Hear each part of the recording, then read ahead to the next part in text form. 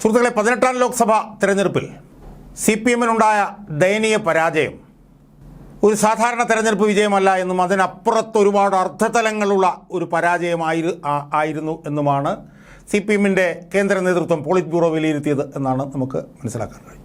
ആ വിലയിരുത്തലിൻ്റെ ഭാഗമായി വളരെ ആഴത്തിലുള്ള തിരുത്തൽ പ്രക്രിയ നടത്തേണ്ടതുണ്ട് എന്ന് തീരുമാനിച്ച പോളിറ്റ് ബ്യൂറോ അത് നടപ്പിലാക്കുന്നതിൻ്റെ ഭാഗമായി ഇപ്പോൾ 3 മേഖലാ യോഗങ്ങൾ നടത്തിക്കൊണ്ടിരിക്കുകയാണ്. അതിൽ കണ്ണൂർ മേഖലാ യോഗം കഴിഞ്ഞു. ഇനി ആ മേഖലാ യോഗങ്ങളിലൊക്കെ പ്രധാനമായും പങ്കെടുക്കുന്നത് മുൻ ദേശീയ ജനറൽ സെക്രട്ടറിയും പിന്നെ പോളിറ്റ് ബ്യൂറോയുമായിട്ടുള്ള പ്രകാശ് കാരാട്ടാണ്. അദ്ദേഹം കണ്ണൂരിൽ വന്ന് ആദ്യത്തെ മേഖലാ യോഗം കഴിഞ്ഞു.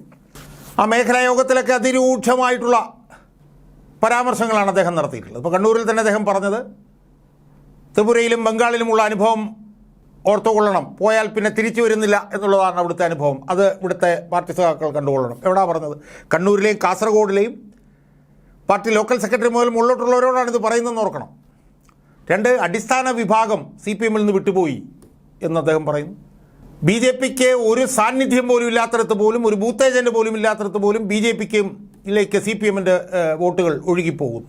ഇതാണ് പിന്നെ പ്രകാശ് കാരാട്ട് അവിടെ നടത്തിയിട്ടുള്ളത്. അതിരൂക്ഷമായിട്ടുള്ള വിമർശനം. അപ്പോൾ പാർട്ടിയുടെ കേന്ദ്ര നേതൃത്വം അതിരൂക്ഷമായിട്ടുള്ള വിമർശനങ്ങളിലേക്ക് മാറിക്കഴിഞ്ഞിരിക്കുന്നു എന്നർത്ഥം. തെറ്റുതിരുത്തൽ നടത്താൻ ഞങ്ങൾ തീരുമാനിച്ചിരിക്കുന്നു എന്നാണ് വാദം. എങ്ങനെയാണ് തെറ്റ് തിരുത്തുക, എന്താണ് തെറ്റ് തിരുത്തൽ ഉദ്ദേശിക്കുന്നതെന്നൊന്നും വ്യക്തത വന്നിട്ടില്ലെങ്കിൽ പോലും അടിമുതൽ മുടി വരെ തിരുത്തൽ നടത്തും എന്ന് പോളിറ്റ് ബ്യൂറോ അംഗമായിട്ടുള്ള MA ബേബി പറഞ്ഞതും നമ്മുടെ മുന്നിലുണ്ട്. സുഹൃത്തുക്കളെ, എനിക്ക് വീഡിയോയിലൂടെ പറയാനുള്ള ഒരു പ്രധാനപ്പെട്ട കാര്യം, തെറ്റ് തിരുത്തൽ എന്നത് വളരെ മനോഹരമായിട്ടുള്ള ഒരു ഉപയോഗമാണ്, ഒരു പദപ്രയോഗമാണ്.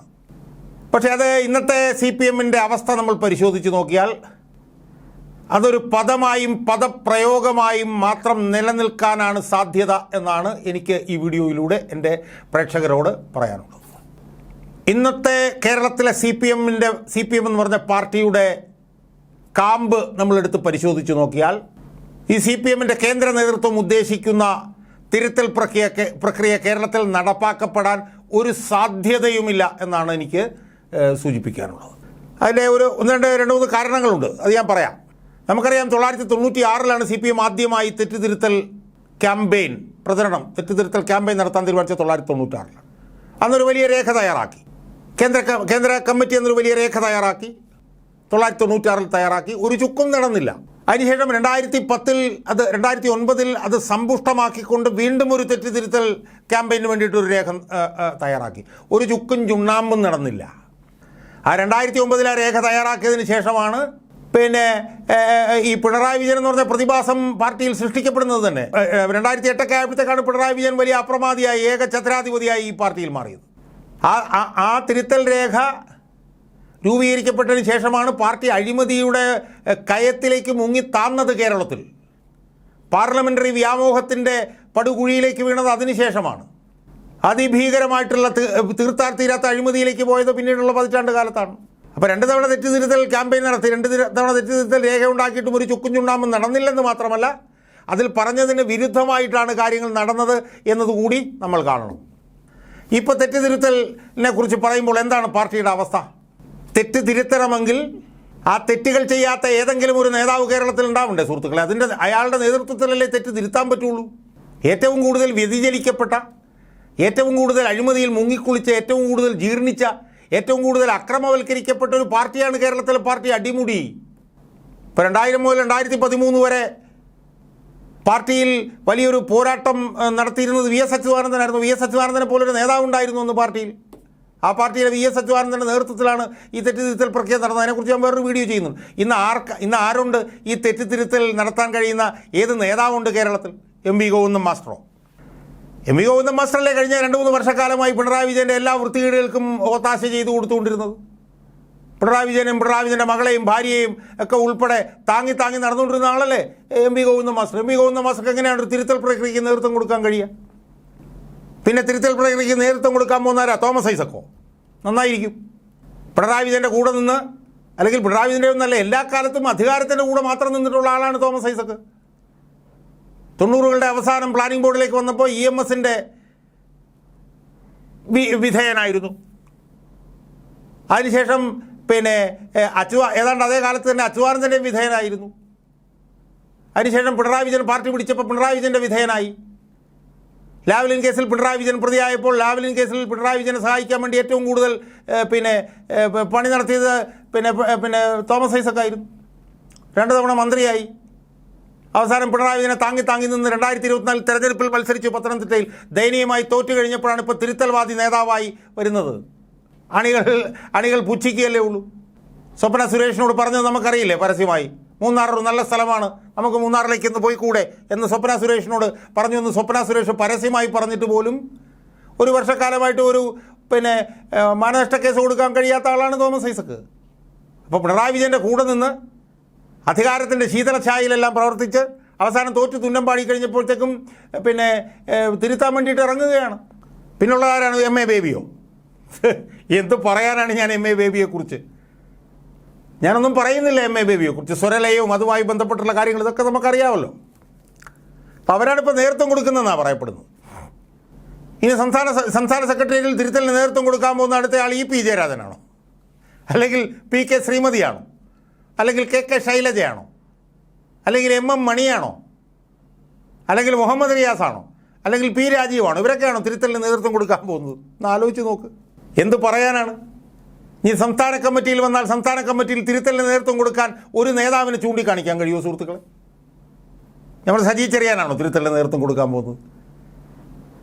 അല്ലെങ്കിൽ എം പി ജയരാജനാണോ, അല്ലെങ്കിൽ പി ജയരാജനാണോ? ആരാ എന്ന് പറഞ്ഞ് ഇളമരം കരീമാണോ? അപ്പോൾ ഈ തിരുത്തലിനൊന്നും നേതൃത്വം കൊടുക്കാൻ കഴിയുന്ന ഇൻറ്റഗ്രിറ്റിയുള്ള വ്യക്തിത്വമുള്ള ഒരാളും ഈ പാർട്ടിയുടെ ലീഡർഷിപ്പിലില്ല. മേഴ്സിക്കുട്ടിയമ്മയൊക്കെ ഉണ്ടായിരുന്നു, എല്ലാം പോയില്ലേ.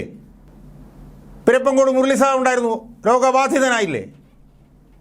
കണ്ണൂരിൽ നിന്ന് പോരാളിയായിട്ടുള്ള CKP പത്മനാഭൻ ഉണ്ടായിരുന്നു. ആ മനുഷ്യനെ സാമ്പത്തിക ആരോപണത്തിൻ്റെ പേരിൽ പാർട്ടിയിൽ നിന്ന് പുറത്താക്കി. ഇപ്പോൾ രോഗാതുരനല്ലേ CKP പത്മനാഭൻ.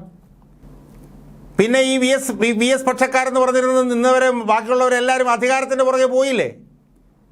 തിരുവനന്തപുരത്ത് M വിജയകുമാർ ഉണ്ടായിരുന്നു, അയാളും സ്ഥാനം കിട്ടിയപ്പോൾ അയാൾ പോയി. അങ്ങനെ ഒരുപാട് പേരുടെ പേരുകളുണ്ട്, ഞാൻ ആ പേരുകളിലേക്കൊന്നും പോകുന്നില്ല സുഹൃത്തുക്കളെ. അതുകൊണ്ട് തിരുത്തൽ എന്ന് പറയുന്നത് സുന്ദരമായിട്ടുള്ളൊരു പദമാണ്, മനോജ്ഞമായിട്ടുള്ളൊരു പദമാണ് തിരുത്തൽ. പക്ഷേ അതൊന്നും നടത്താൻ ഈ കേരളത്തിലെ പാർട്ടിയിൽ കഴിയില്ല എന്നുള്ളത് നമ്മൾ മനസ്സിലാക്കുക. കാരണം കഴിഞ്ഞ 10-15 വർഷക്കാലമായി ഈ പാർട്ടി അഴിമതിയിൽ ഇങ്ങനെ മുക്കിയെടുക്കുകയായിരുന്നു പിണറായി വിജയൻ. ഒരു തുണി കൊണ്ടുവന്ന് ചെളിക്കകത്ത് ഇങ്ങനെ മുക്കി ഇങ്ങനെ പൊക്കുന്നത് പോലെ CPMൻ്റെ താഴോട്ടുള്ള നേതാക്കന്മാരെ വരെ അഴിമതിയിലും അക്രമവൽക്കരണത്തിലും ഭരണഘടനാ വിരുദ്ധ പ്രവർത്തനങ്ങളിലും റിയൽ എസ്റ്റേറ്റ് കച്ചവടത്തിലും ഒക്കെ പൊക്കിയ ഒരു നേതാവായിരുന്നു ആണ് പിണറായി വിജയൻ. അപ്പോൾ അതുകൊണ്ട് ഒരു തിരുത്തലും ഇവിടെ നടത്താൻ കഴിയില്ല എന്നുള്ള വസ്തുത വളരെ ദുഃഖത്തോടു കൂടിയാണെങ്കിലും സീതാറാം യെച്ചൂരിയോട് പറയാൻ ഞാൻ ആഗ്രഹിക്കും. സീതാറാം യെച്ചൂരിയുടെ ലക്ഷ്യമൊക്കെ വളരെ നല്ലതായിരിക്കണം, പക്ഷേ അതൊന്നും നടപ്പാക്കാനുള്ള നേതാക്കന്മാരൊന്നും ഇവിടെയില്ല. മുഴുവൻ നേതാക്കന്മാരും ഈ പറഞ്ഞതുപോലെ സ്വാർത്ഥ താല്പര്യങ്ങളുടെ മൂർത്തിമത് ഭാവങ്ങളായി അധപ്പതിക്കപ്പെട്ട് കഴിഞ്ഞിരിക്കുന്നു കേരളത്തിൽ. അതുകൊണ്ട് തിരുത്താം എന്നൊക്കെ ഇങ്ങനെ വളരെ വാചാലമായി പറയാം, അല്ലെങ്കിൽ അതിന് ചില മാർഗനിർദ്ദേശങ്ങളും മാർഗരേഖകളും ഒക്കെ ഉണ്ടാക്കാം എന്ന് മാത്രമേ ഉള്ളൂ. തിരുത്തി കഴിയുമ്പോഴും ഈ അഴിമതിയും സ്വജനപക്ഷപാതവും സ്ത്രീപീഡനവും റിയൽ എസ്റ്റേറ്റ് കച്ചവടമൊക്കെ നടത്തുന്ന നേതാക്കന്മാർ തന്നെയായിരിക്കും ഇതിന് നേതൃത്വം കൊടുക്കുക എന്നുള്ള കാര്യത്തിൽ യാതൊരു തർക്കവുമില്ല. CPMൽ ഇപ്പോൾ നടക്കാൻ പോകുന്ന ഈ തിരുത്തലിനെ തുടർന്ന് ഈ പാർട്ടി നാളെ ചിലപ്പോൾ തോമസ് ഐസക്കിൻ്റെയും M.A. ബേബിയുടെയും കയ്യിലേക്കായിരിക്കും വരിക എന്ന് മാത്രമേ ഉള്ളൂ. പിണറായി വിജയൻ്റെ കൂടെ നിന്ന് എല്ലാം ആവോളം ആസ്വദിച്ചതിന് ശേഷം പിണറായി വിജയനെ പുറംകാല് കൊണ്ട് ചവിട്ടി നേതൃത്വ സ്ഥാനത്തേക്ക് ചിലപ്പം M.A. ബേബിയും തോമസ് ഐസക്കും വന്നേക്കാം, അത്രേ വ്യത്യാസമുള്ളൂ. പക്ഷേ തിരുത്തലൊന്നും CPMനകത്ത് നടക്കും എന്നാരും തെറ്റിദ്ധരിക്കരുത്. പശ്ചിമബംഗാളിൽ നമ്മളിത് കണ്ടതാണ്. അവിടെ CPM മാറി മമതാ ബാനർജി വന്നപ്പോൾ എന്ത് സംഭവിച്ചു? CPMൻ്റെ കൂടെ നിന്ന് ലുംബൻ എലമെൻസ് മുഴുവൻ മമതാ ബാനർജിയുടെ കൂട്ടത്തിലേക്ക് മാറി. CPMൻ്റെ കൂടെ നിന്ന് ഗുണ്ടകൾ, റിയൽ എസ്റ്റേറ്റ് കച്ചവടക്കാർ, വലിയ കച്ചവടക്കാർ, സ്ത്രീ പീഡകർ, എല്ലാ സ്വാർത്ഥ താല്പര്യക്കാരും രായ്ക്ക് രാമാനും തൃണമൂൽ കോൺഗ്രസിലേക്ക് മാറി എന്ന് പറഞ്ഞതുപോലെ പിണറായി വിജയൻ്റെ കൂടെ നിന്ന് ഈ നിയമവിരുദ്ധ പ്രവർത്തനങ്ങളും ഈ അക്രമവും അഴിമതിയും എല്ലാം കാണിച്ചിരുന്ന അതേ സെറ്റുകാർ നാളെ പുതിയ നേതൃത്വത്തിൻ്റെ കീഴിൽ വന്ന് അവിടെ നിൽക്കും.